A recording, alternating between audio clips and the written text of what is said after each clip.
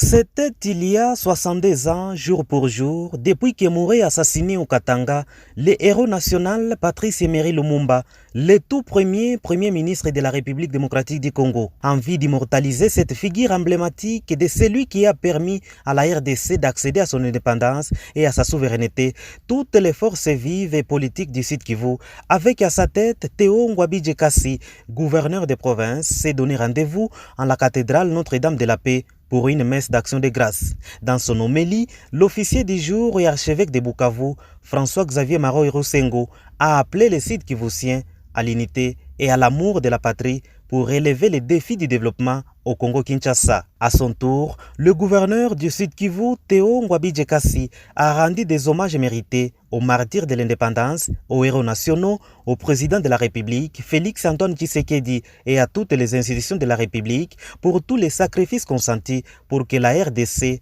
soit aujourd'hui debout. Un moment particulier en cette période où la RDC est agressée par ses voisins, l'autorité provinciale donne ici l'essence de la fête. C'est une fête pour l'éveil patriotique derrière nos forces armées, envie de bouter dehors les ennemis de la paix. Nous fêtons, mais aussi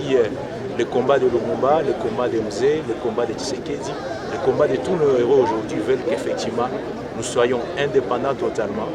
et surtout aussi avoir la paix totale si ensemble. Le gouverneur du Sud Kivu a appelé toute la population de sa province à éviter les discours de haine et de xénophobie et les appels à la violence envers les étrangers, mais la vigilance doit rester de mise et s'unir derrière les institutions nationales et provinciales pour la paix et la sécurité du pays. L'autre temps fort de la cérémonie, c'était la bénédiction du monument aux morts et le dépôt de gerbes de fleurs dans une attitude de recueillement et chant aux morts.